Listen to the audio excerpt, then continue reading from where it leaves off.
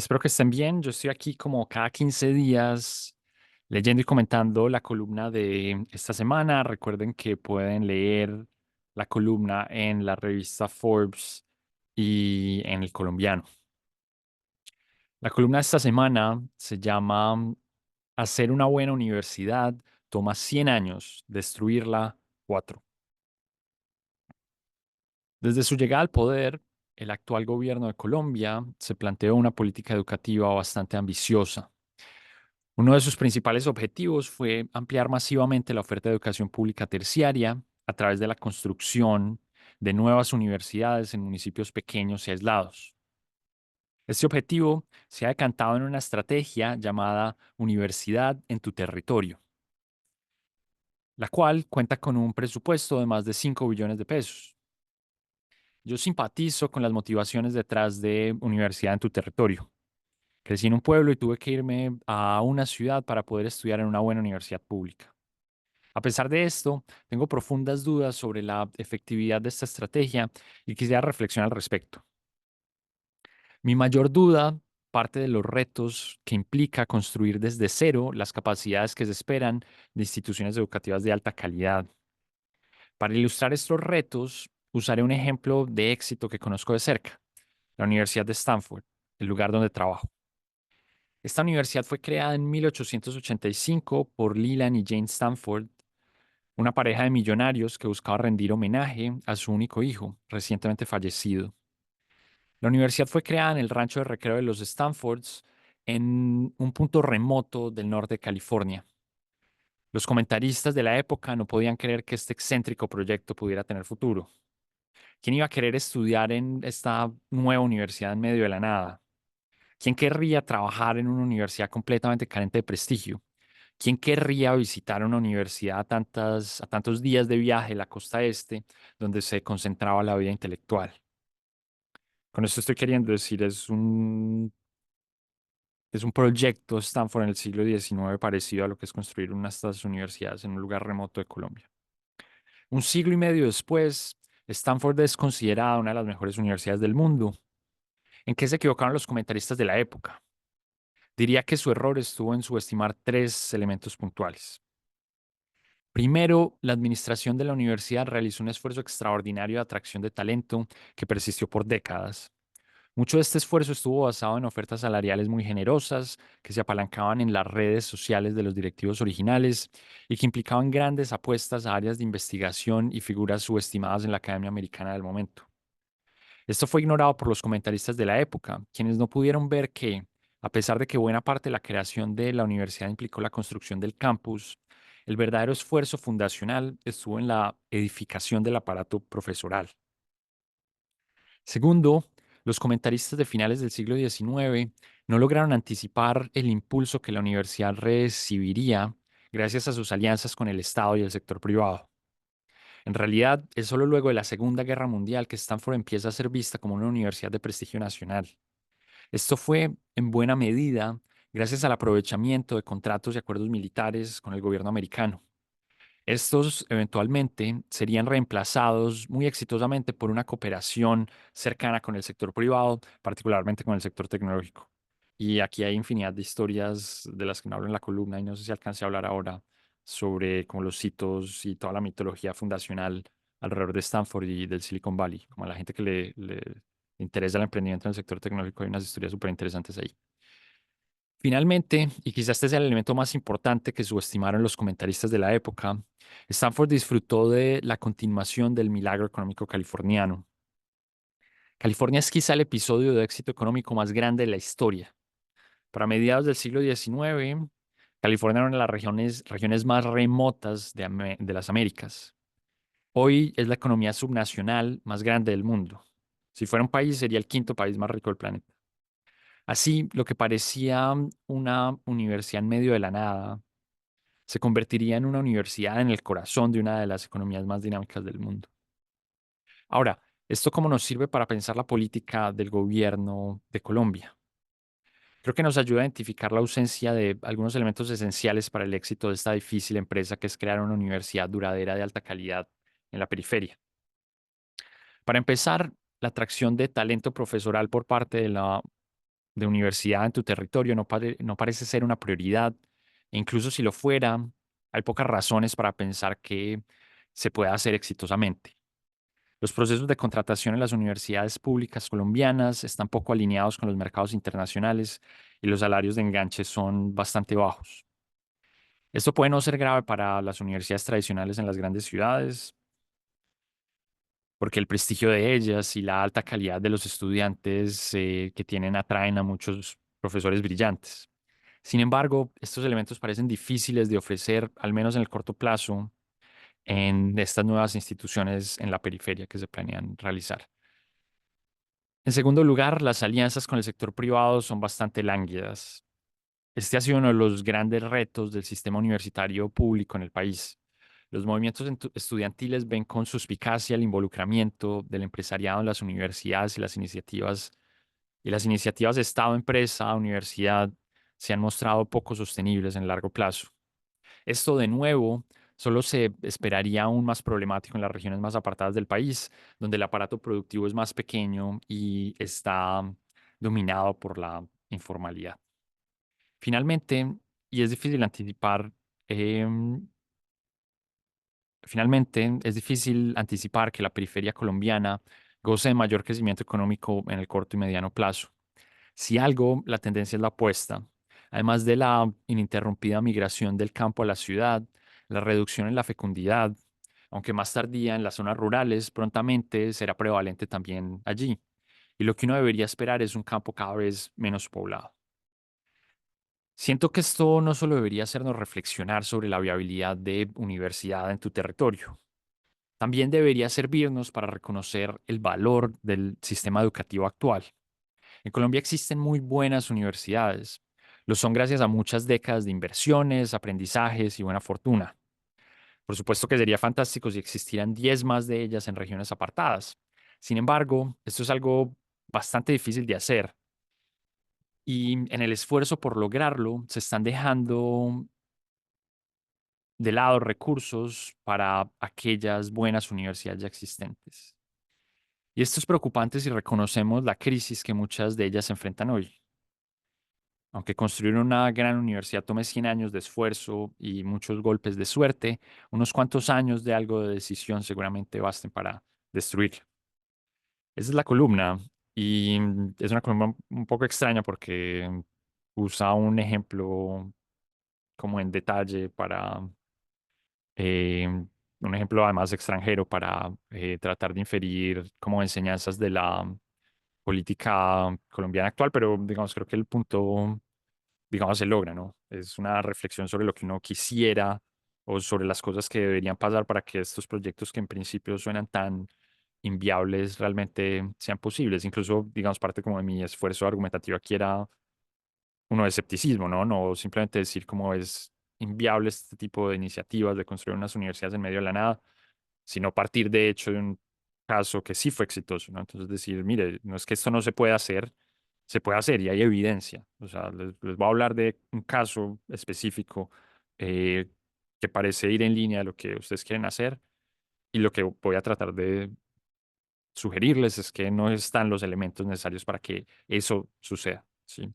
Que por cierto, y eso no es realmente lo que quiero hablar, pero puesto que estoy mencionando esto, es un argumento como muy común en el tipo de discurso del gobierno eh, actual de Colombia, ¿no? Y es esta idea de que porque las cosas son posibles, cualquier política que tenga el objetivo aquel al que están haciendo referencia es deseable, ¿no? Entonces, claro, hacer vías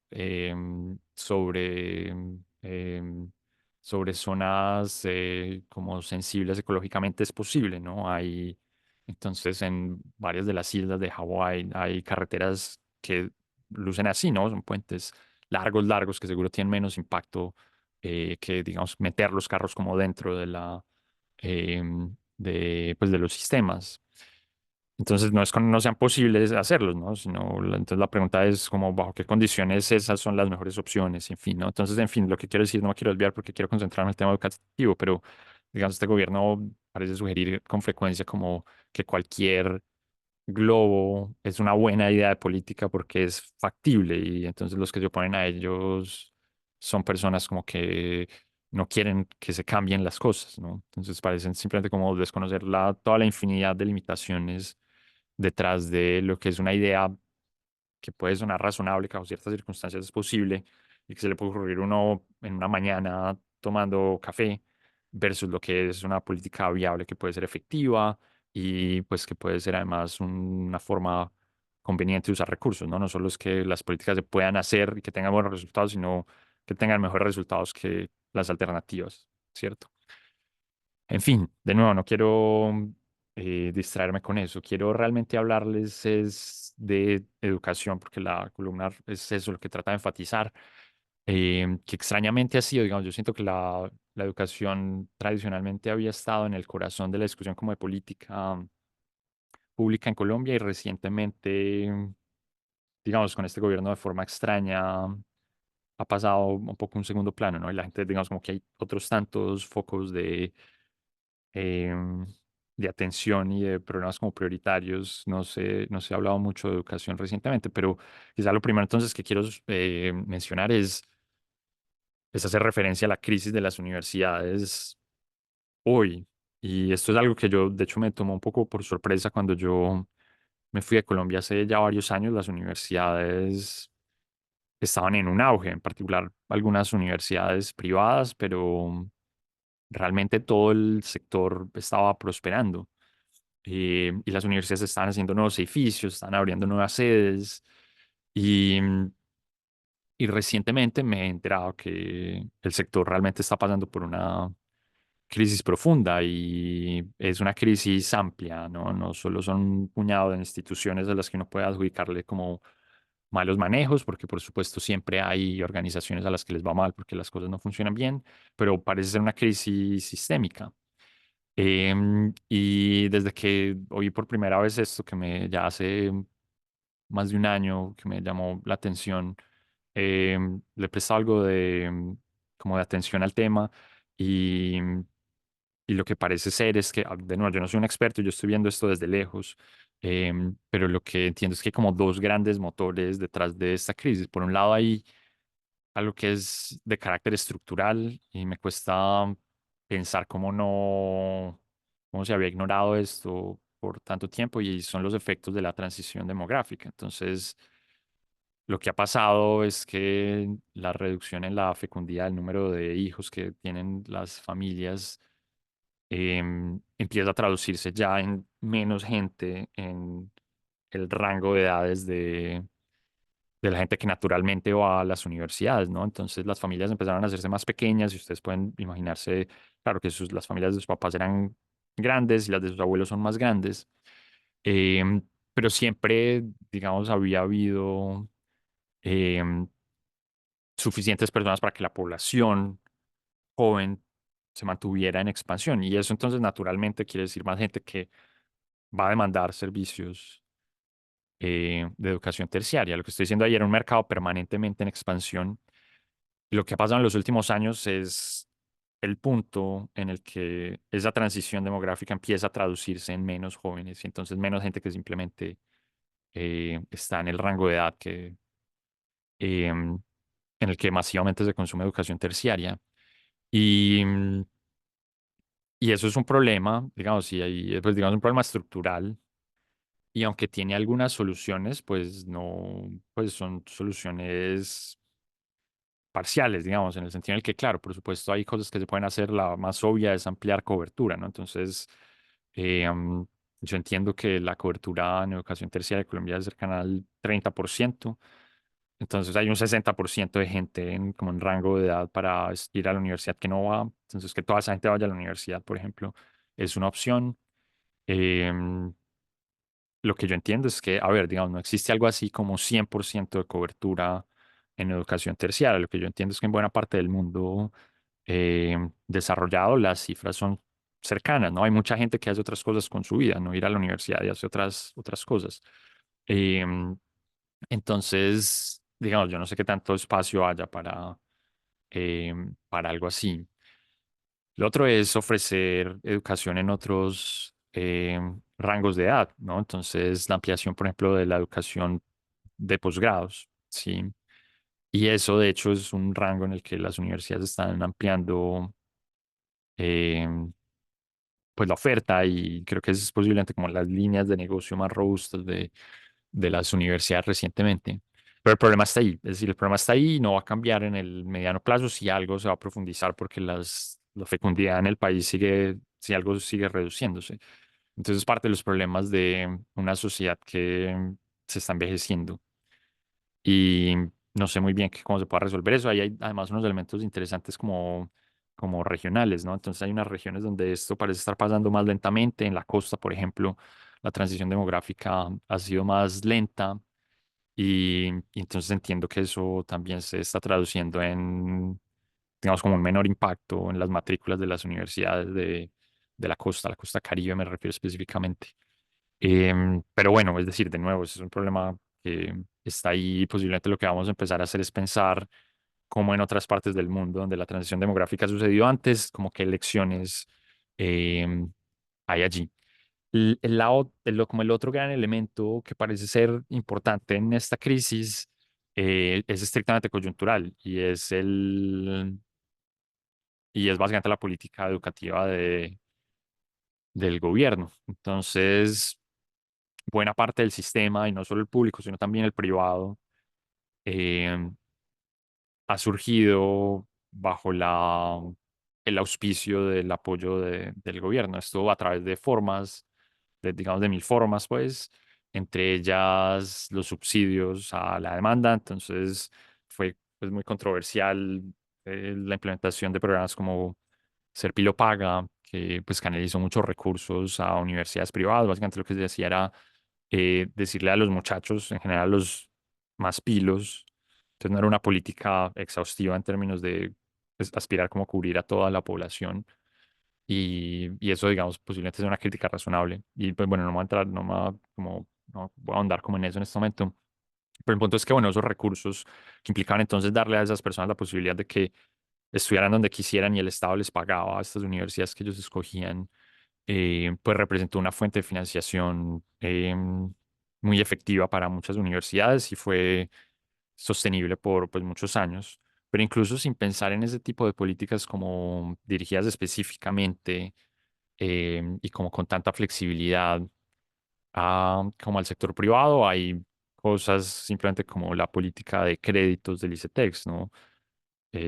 Esta ha sido reevaluada y el sistema parece haberse hecho más lento y los tiempos de desembolsos de recursos se están demorando. Hay toda una discusión alrededor de cambios en las figuras respecto a las responsabilidades por cambios en las tasas de interés, en fin, digamos, pero el punto en agregado es que las universidades parecen estar recibiendo menos recursos del Estado y eso pues ciertamente afecta a sus finanzas y eso en general su sostenibilidad.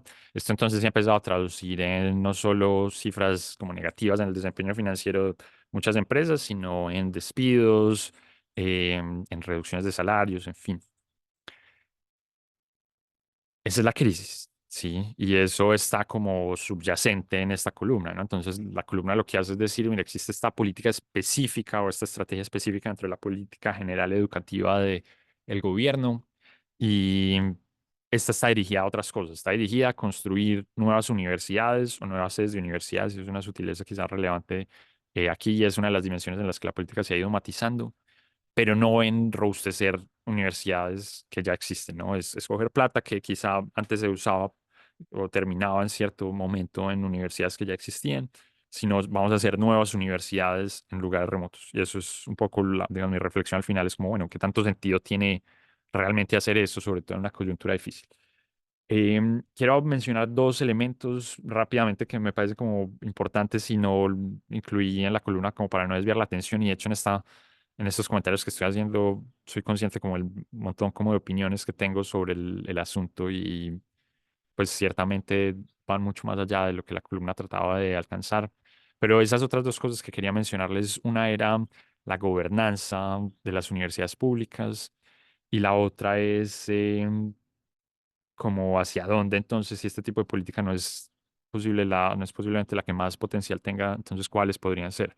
Y entonces quiero hablar un segundo sobre esto de la gobernanza de las universidades públicas, porque eso es algo que siempre debería uno preocuparle cuando la política pública piensa simplemente en ampliarse, como am, a nivel terciario al menos, ¿no? Y es, si uno lo que hace es darle más recursos al sistema y el sistema está capturado por agentes que no dejan que funcione bien, de entrada posiblemente esas inversiones sean mala idea, ¿no?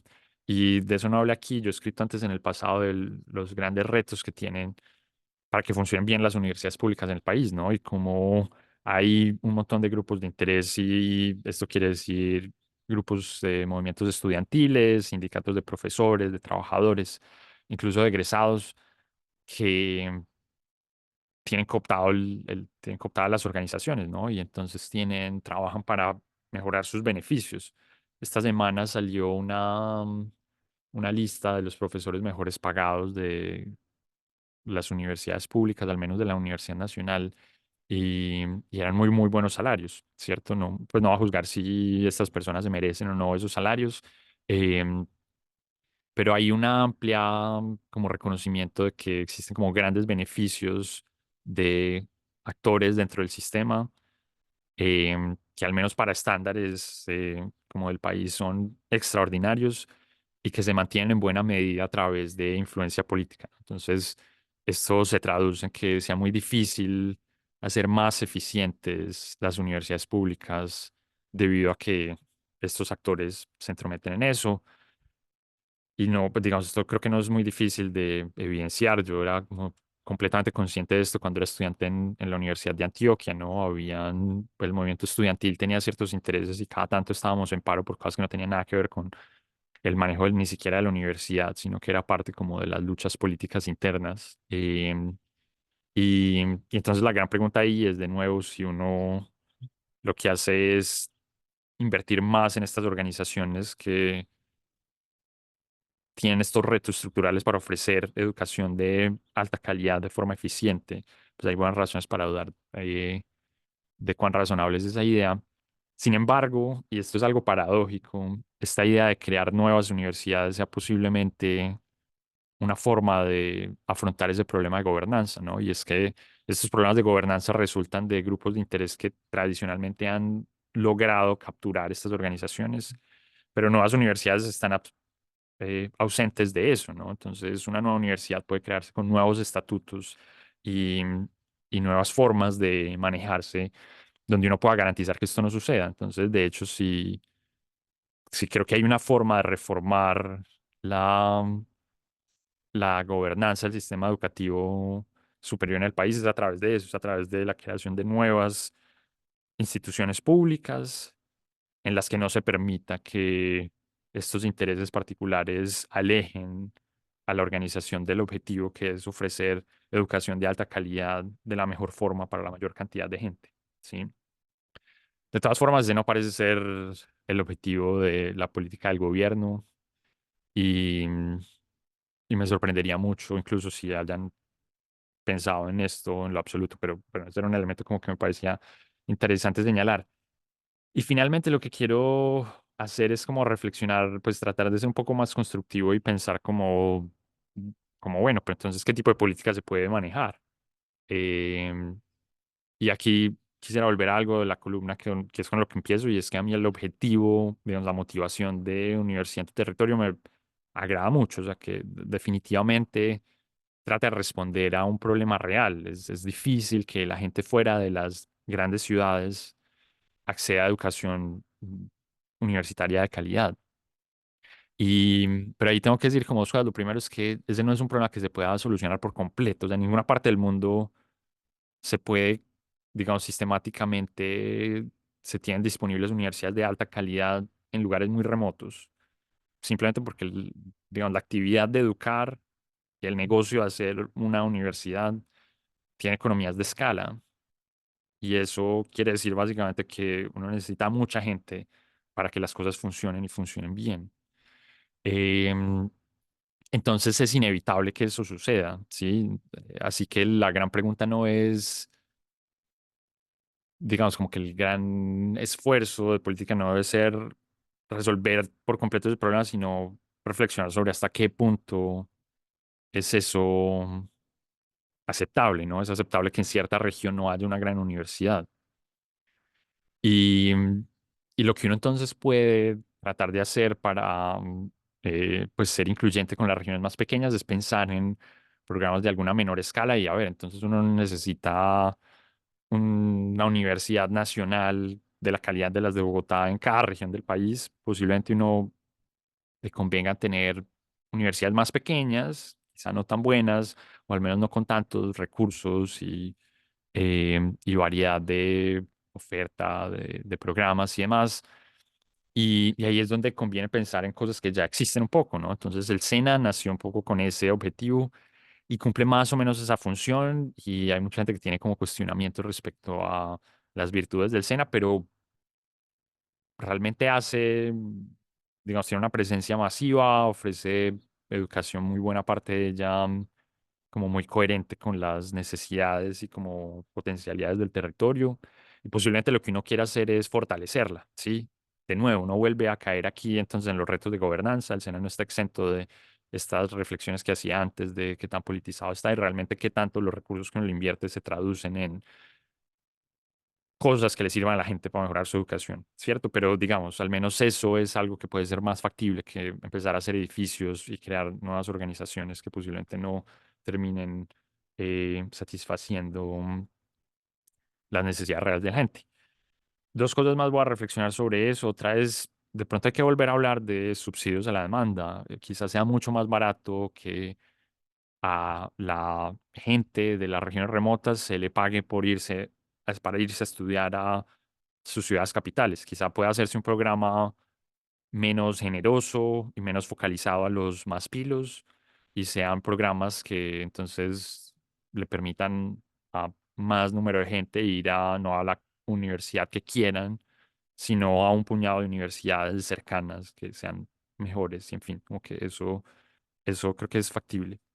Ahí, y el otro elemento es pensar un poco fuera de la oferta misma de educación, sino pensar en las barreras para que la gente se eduque. Es decir, ¿cuál es el problema con que no exista una buena universidad en la periferia? Pues realmente el problema es la periferia, o sea, porque existe una región que está desconectada de los espacios donde hay oferta de servicios de buena calidad. Entonces, una forma de resolver eso no es llevar la universidad al territorio, sino permitir que el territorio pueda moverse más fácilmente a las ciudades. Entonces, cosas que tradicionalmente se ven como inversiones que no favorecen a la gente pobre de lugares remotos, que realmente sí lo hacen, como construir mejores carreteras es fundamental, ¿no? Entonces, de nuevo, parte del problema es que estas zonas remotas están muy desconectadas, ¿sí? Entonces, inversiones masivas en infraestructura vial van a facilitar que la gente pueda estudiar más fácilmente en estas universidades buenas que están en los centros urbanos, ¿sí? Y el último elemento es, pues, de entrar a reflexionar respecto, pues, acerca de pues realmente sí es la educación terciaria la prioridad que deberíamos tener. Yo creo que pues hay buenas razones para pensar que otras dimensiones de la educación pueden ser importantes, ¿no? Entonces, de nuevo, no estoy convencido de que queramos que todo el mundo vaya a la universidad. Entonces, la cobertura específicamente ahí quizá no sea lo que uno deba importarle. Quizás sea más importante ofrecer educación secundaria de mejor calidad. Posiblemente si tenemos bachilleratos mejores pues resolvamos la mayor parte de los retos que tiene la población para encontrar trabajo y para participar efectivamente como ciudadanos, en fin. O la educación, bueno, hay mucha gente que argumenta lo importante que es la educación, ni siquiera primaria, como preescolar, la educación en la primera infancia. Y quizás es ahí donde vamos a hacer mayores esfuerzos y, y es posiblemente quizá la primera parte de la conversación que vamos a tener respecto a las estrategias de como al modelo educativo del país. Quiero dejar ahí tengo como muchas cosas que decir al respecto y además, por cierto, siento que me desvié mucho y que fui un poco vago alrededor de muchas de las que mencioné, pero quiero motivarlos como a pensar más en el tipo de sistema educativo que estamos promoviendo y cómo las cosas parecen estar cambiando en estos años y hay razones para estar preocupados. Es decir, es algo sobre lo que tenemos que tener nuestra atención em, en los años que viene dentro de la opinión pública. Es decir, no podemos dejar de pensar en las universidades porque son un activo tremendamente importante y, y su deterioro va a tomarnos mucho tiempo en recuperarlo. Así que piensen más al respecto, cuéntenme si tienen comentarios, me encantará discutir más y leer pues inspirarme un poco de lo de la forma en la que ustedes ven este problema. Y nos vemos en 15 días.